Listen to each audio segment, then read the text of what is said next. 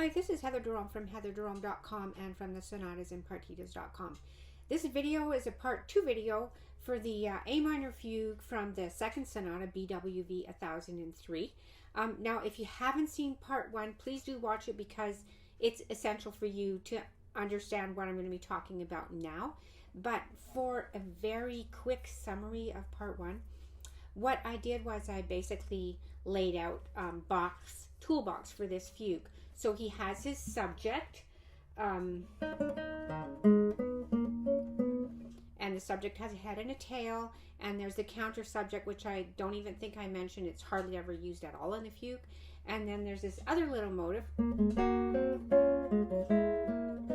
which I called motive X just because it's that cool. And then there is also the fact that this fugue is composed as a concerto fugue, and I compared it to one of the Brandenburg concertos. But essentially, when you have a concerto, you have an orchestra and you have a soloist. And in the case of the Brandenburg concertos, there was an orchestra, but there were often more than one soloist. Like there might be a soloist and a duet as a second soloist. And I think that's what this fugue has. So it's got the soloist that takes turns with the orchestra, and that's like a solo fiddle player. He sounds very improvisatory. The orchestra sounds very organized. They play the fugue. They play the subject. They put it through its contrapuntal devices. And the second soloist, the way I see it, it is this little motive X. Now, motive X always plays the same thing, but it always comes up at a very important structural place. And Bach, throughout the course of the fugue, as you'll see, puts it through contrapuntal devices, and he puts it through like increasingly complex contrapuntal devices. As the fugue builds, so do the I guess you could say the bravura with his compositional abilities builds. So what I'd like to do with this next video is use these materials and show how they're put together in order to make the overall form of the piece. It's not like Bach has like these things in his hat and he just closes his eyes and says, oh, now I'll put it in the subject, and oh, now we'll use motive X, and oh, whatever, time for a soloist. We haven't heard the soloist in a while. Like, it doesn't work like that. He's takes you through these like range of keys. He goes to a certain place, and then he comes back home, and everything that happens going to that certain place, it's like that one place happens to take us there. And the stops along the way, the other keys that you come to along the way, they are like stepping stones on the way to this like focal landing place, if you will. Now, sometimes this focal landing place is a little bit hard to find, and that is the case in this fugue. So one thing that you can do if you're playing a piece and you want to find it, you're having troubles finding it, I mean, normally what I tell people is just look for the place in the middle, somewhere around 2/3 of where the music just stops. That's it. Well, the music doesn't quite come to a stop in this place. Sometimes there's a couple of pieces where even if somebody doesn't know how to read music, you can just look at the page and see that this whole thing leading up to it is just like, it just looks kind of intense and nervous, and then there's a long note, and then everything after that is just like sublime. But there's none of that in this fugue, really. There are things with the articulation, but what you can do is you can look for the golden ratio. Now, the golden ratio is a ratio, and the way you find it is you start with the two smallest numbers, 0 and 1, and you add them up together, so you get 1. So the first 3 numbers of the golden ratio are 0, 1, and 1. And then you add your last 2 numbers together. 1 and 1 is 2. And then 1 and 2 is 3. And now your last 2 numbers are 2 and 3. 2 and 3 is 5. Last 2 numbers, 3 and 5, are 8. 8 and 5 are 13. 13 and 8 are 21. 21 and 13 are 34. So, I mean, that's as far as we need to go. But essentially, that means if you have a piece that's 34 bars long, the golden mean, the golden ratio is going to be somewhere around bar 21. And in Bach's case, it's often exactly bang on there. So that's just one way that you can find it if you're having troubles. Anyway, in this piece, that is where this chord is. And reading in reference books, or sometimes you read theoretical treatises or analyses of these pieces, and normally what they all do is they list out the cadences, and it's just as a list. And in a sense, it's what I call the shopping list. It's like what's there, but they don't go so far as to say like how are these actually linked together and put together and why. And honestly, for this piece, they don't even list that one, what I think is like the most crucial cadence aside from the beginning and the end of the piece, because it's a little bit hidden in there. But let's just have a look at it. So it's at bar 189, and we're going to start off by seeing how Bach goes from here to the end. And I will tell you, essentially what he does over the long range is he goes 4-5-1. So he starts in E minor, and we're going to A minor. So he'll make his way to D minor, and then to E, and to A minor. And so let's just have a look here. So we arrive here, and now the first thing that we do to turn around and come back home is the fugue. The subject is played inverted, turning around. So it's in there. And again. And now, literally, the music starts unwinding.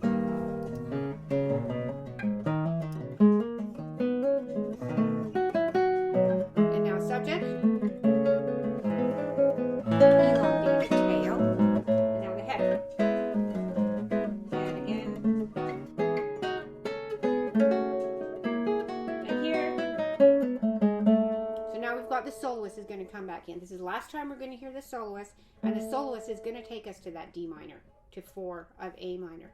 The thing is also here is that a normal thing to do kind of around this place, after that turnaround place, is that Bach gives us a pedal point. Like in the G minor fugue that everyone knows, right after that turnaround place, we make our way to this.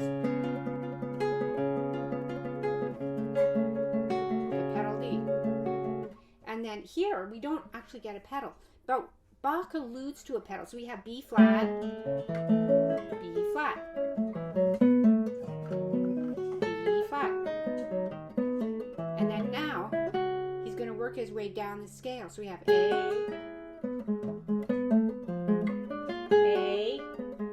now we're going to have G,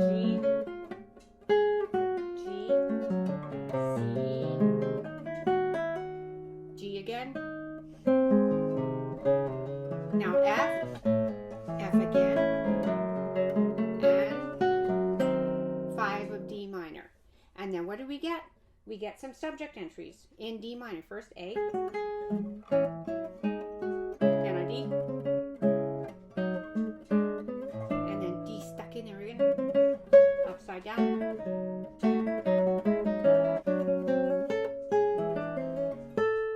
And a cadence.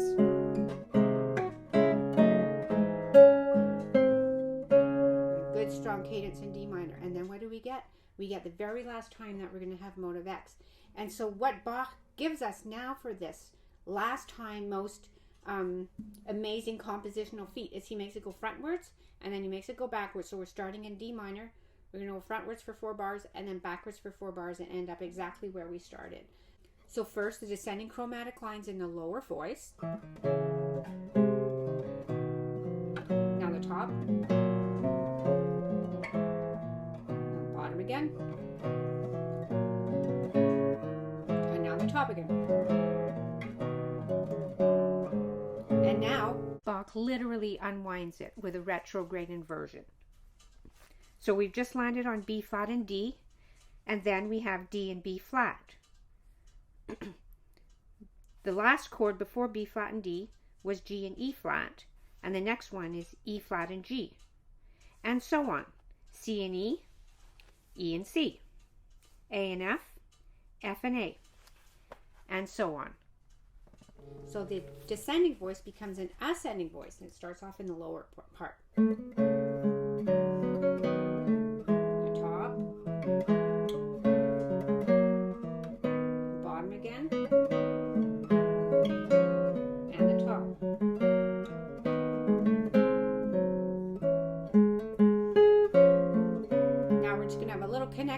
taking us to that final dominant.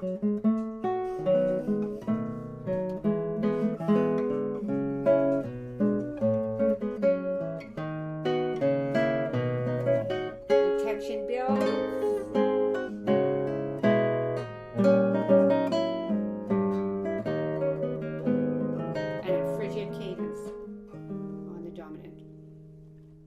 So now that we're at the dominant, we know where the tonic is. I mean, the dominant is what tells us where the tonic is. You know, the tonic A minor.